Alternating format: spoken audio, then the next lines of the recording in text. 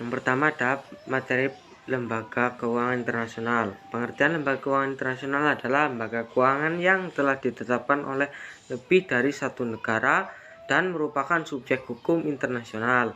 Pemiliknya atau pemegang saham umumnya pemerintah nasional, meski lain lembaga-lembaga internasional dan organisasi lain kadang-kadang sosok sebagai pemegang saham.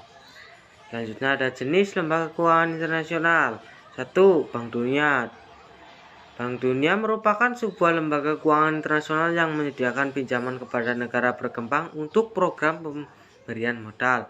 Tujuan pembentukan Bank Dunia mengkonstruksi dan membangun daerah yang rusak karena peperangan dan pembangunan ekonomi di negara-negara yang belum maju dengan jalan memberikan fasilitas-fasilitas dalam investasi modal untuk tujuan-tujuan produktif.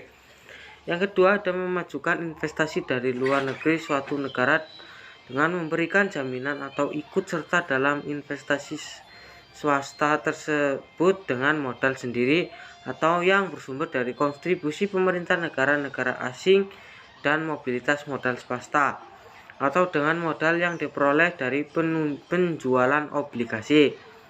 3. Ada memajukan perdagangan internasional dan neraca pembayaran yang seimbang. 4. Mengadakan koordinasi dengan pinjaman-pinjaman yang diberikan oleh atau melalui badan-badan internasional lainnya. Lembaga yang kedua ada International Monetary Fund atau IMF. Dana Moneter Internasional atau IMF adalah organisasi internasional yang bertanggung jawab dalam mengatur sistem finansiasi global dan menyediakan pinjaman kepada negara anggotanya untuk membantu masalah-masalah keseimbangan neraca keuangan masing-masing negara. Tujuan yang ingin dicapai oleh IMF yaitu ada 4. Yang satu ada menunjukkan kerjasama moneter internasional dengan jalan mendirikan lembaga. 2. Ada memperluas perdagangan dan investasi dunia. 3. Ada untuk memajukan stabilitas kurs valuta asing. 4. Untuk mengurangi dan membatasi praktek pembatasan terhadap pembayaran internasional. 5. Untuk menyediakan dana yang dapat dipinjamkan dalam bentuk pinjaman jangka pendek atau jangka menengah yang dibutuhkan guna mempertahankan kurs valuta asing yang stabil selama neraca pembayaran mengalami defisit yang sifatnya sementara sampai dapat diatasi dengan jalan menyesuaikan tingginya kurs devisa. Yang keenam, memperpendek dan memperkecil besarnya defisit atau surplus neraca pembayaran. Lembaga yang ketiga ada Islamic Development Bank atau IDB. Islamic Development Bank atau IDB adalah lembaga keuangan internasional yang didirikan pada tanggal 20 Oktober 1975, 15 Syawal 1395 Hijriah oleh negara-negara yang tergabung dalam Organisasi Konvensi Islam atau OKI. Tujuan IDB untuk mendorong pembangunan ekonomi dan kemajuan sosial negara-negara anggota dan masyarakat muslim baik secara perorangan maupun bersama-sama sesuai dengan prinsip-prinsip syariah yang yaitu hukum Islam. Tujuan lembaga keuangan internasional membuat negara-negara Asia khususnya dalam mengkoordinasikan kebijakan dan rencana pembangunan dengan ujian antara lain menyehatkan perekonomian dan meningkatkan ekspansi perdagangan luar negeri. B. Memanfaatkan sumber daya yang tersedia dengan prioritas untuk membangun negara-negara Asia khususnya yang masih terbelakang. C. Memberikan bantuan teknis untuk menyiapkan, membiayai dan melaksanakan berbagai program atau proyek pembangunan termasuk memformulasikan usulan proyek. Yang ada materi kedua yaitu pengertian Otoritas Jasa Keuangan atau OJK.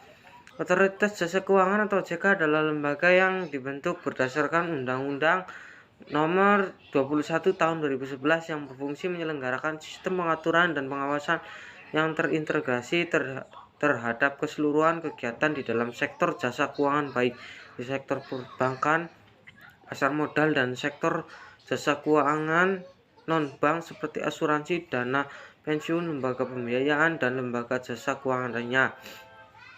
Secara lebih lengkap, OJK adalah lembaga independen dan bebas dari campur tangan pihak lain yang mempunyai fungsi, tugas, dan wewenang peraturan, pengawasan, pemeriksaan, dan penyidikan sebagaimana dimaksud dalam Undang-Undang Nomor 21 tersebut. Tujuan dibentuknya OJK. OJK dibentuk dengan tujuan agar keseluruhan kegiatan di dalam sektor jasa keuangan terselenggara secara teratur, adil, transparan, dan akuntabel, mampu mewujudkan sistem keuangan yang tumbuh secara berkelanjutan dan stabil, dan mampu melindungi kepentingan konsumen dalam masyarakat. Fungsi OJK. OJK mempunyai fungsi menyelenggarakan sistem pengaturan dan pengawasan yang terintegrasi terhadap keseluruhan ada tugas dan wewenang. OJK mempunyai tugas melakukan pengaturan dan pengawasan terhadap kegiatan jasa keuangan di sekitar perbankan, sektor pasar modal, dan sektor IKNB.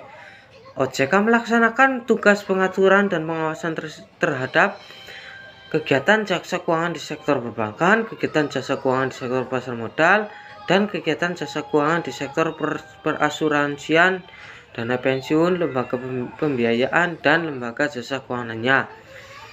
Wewenang OJK untuk melaksanakan tugas pengaturan, OJK mempunyai wewenang yaitu menetapkan peraturan pelaksanaan undang-undang ini, menetapkan peraturan perundang-undangan di sektor jasa keuangan, menetapkan peraturan dalam keputusan OJK, menetapkan peraturan mengenai pengawasan di sektor jasa keuangan, menetapkan kebijakan mengenai pelaksanaan tugas OJK, menetapkan peraturan mengenai tata cara perintah tertulis terhadap lembaga jasa keuangan dan pihak tertentu, menetapkan peraturan mengenai tata cara penetapan pengelolaan statuer pada lembaga jasa keuangan, menetapkan struktur organisasi dan infrastruktur, serta mengelola, memelihara, dan menata usaha, kekayaan, dan kewajiban, dan menetapkan peraturan mengenai tata cara pengenaan sanksi sesuai dengan ketentuan peraturan perundang-undangan di sektor jasa keuangan.